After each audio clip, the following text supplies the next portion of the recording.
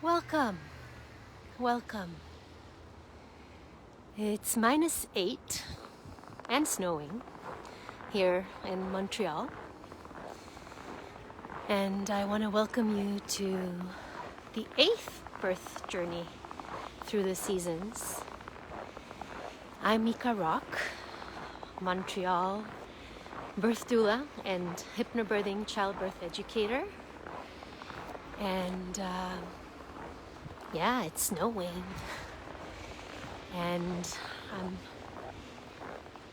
inviting you to join me today on my walk and to explore how you can benefit from core breathing, from the core breath that we've been talking about in the last 3 walks in the hours and days and weeks after giving birth.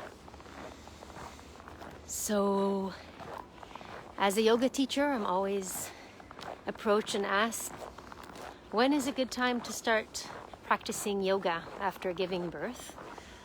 And in a group, it would be 6 weeks after giving birth vaginally and 8 weeks after a cesarean. And really, you would like to see your medical care provider, so your midwife or your doctor, to be checked before you start any kind of physical activity. But I want to open up a different answer today and say that you actually can start practicing right after birth. So in those moments in the birth room, after giving birth and your baby has arrived, and however your birth showed up, and sometimes your baby needs some support and will be helped and then joined together with you, and taking that time for skin to skin and bonding is really in the center of the experience. And a lot of times we are so absorbed in those moments with baby, and that is really the time to be all there, getting to know this new human, your child that just joined you. But then following that first high, or those first strong emotions, or sometimes even feeling super raw right after, everyone has their own unique experience, and just opening up that we can feel very differently after birth, and all of that spectrum is normal. All of those options are normal, really, as long as things are starting to heal and your body is transitioning from being pregnant to being non-pregnant. So I want to go back to that moment where you suddenly start to connect with your body again. Because with birth, adrenalines are really high and we don't feel our bodies as much. But there is a time, maybe 2 hours after giving birth, maybe 4 hours, or maybe a couple of days after, where we suddenly start to feel ourselves again. And before I talk about more of that, I want to take a moment and honor all birth givers around the world, in the past, in the present, and in the future, all these generations of birth givers, for the energy and effort that we put in to creating new life and honoring this big transformation that we go through as we step into parenting, as we step into motherhood, and our bodies shift really fast from pregnancy to birth to being non-pregnant. And that experience is really profound and big.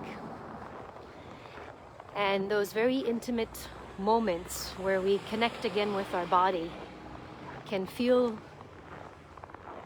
very raw and sometimes even bring negative connotations. But I want to say that one of the biggest things we can do for ourselves there is to show up gently with our relationship to our body and to everything that we just went through.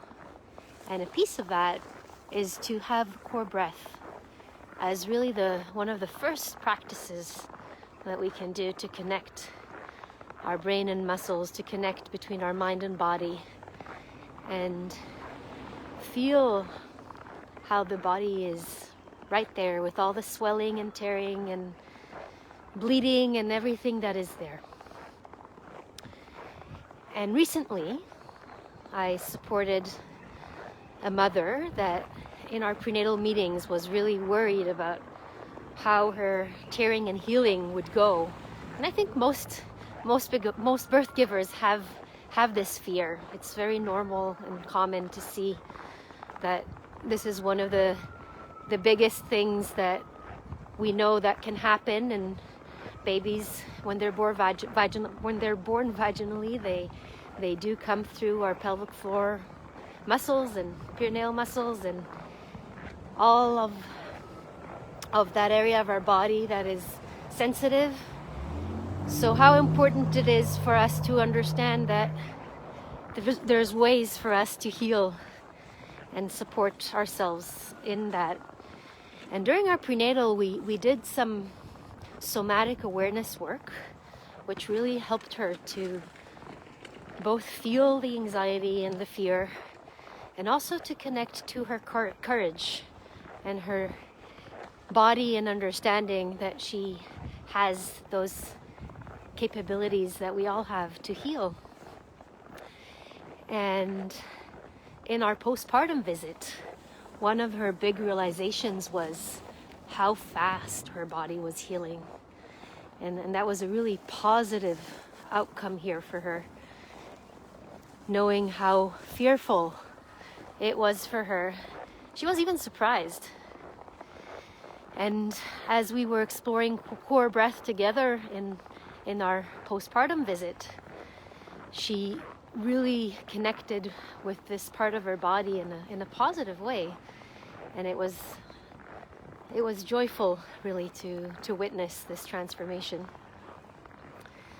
And I also remember myself in those first hours after the first time I gave birth, vaginal birth. And as I was starting to practice core breath and gently engaging the pelvic floor muscles with the exhales, it felt as if there was a disconnect, as if this area that I knew so well from practicing in my yoga was suddenly completely different. And that embodiment stays with me, that feeling of being a bit disconnected and swelling all around that area. I can still sense it if I go back to those moments now, more than 12 years ago. But in the days that followed, I continued to gently inhale and find softness in that connection with the pelvic floor. And as I engaged on the exhales, feeling more and more of that tonicity, that strength of the pelvic floor muscles building up, finding that full range of movement in the pelvic floor muscles again. And from 2 walks ago, I was talking about how we can use visualization here.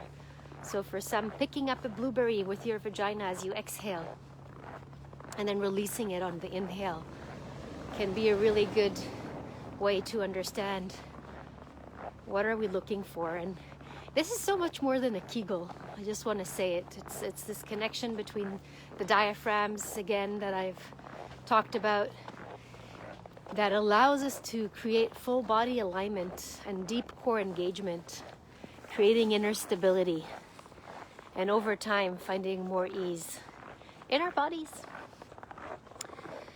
So core breath is a practice that I recommend to start practicing now. Even if you're not pregnant, this can be super beneficial for you. But wherever you are in your journey, core breath can be there to support you. And if you haven't seen my latest 3 walks, on this theme of core breath, I invite you to have a look at them, listen to them, to see how you can benefit wherever you are. And as I continue to move through the seasons, as I continue my walks and explorations, I will jump into a new theme starting next week.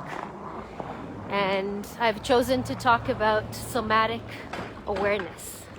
So I'm just going to say a word, somatic, soma. Soma is the body, awareness of the body. Somatic awareness is based on focusing and SE, somatic experiencing, work done by Peter Levine and Jundalin. And many, many years this work has been a part of my own exploration and in my work, as well as a yoga teacher and now as a doula. And I'm super excited to bring this to you as I'm going to see how these different tools of somatic awareness can support us and help us find more well-being and wholeness on this journey from conception, conceiving, good for me, but it is a bit of finding a conception, conceiving, pregnancy, birth, and postpartum.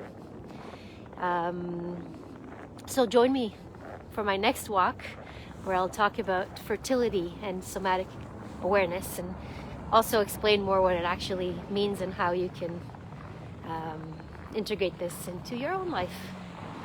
So wherever you are in the world, whatever time it is, whatever weather you're having, I'm sending you much love here from snowy Montreal. This is Mika Rock. Lots of love to you all.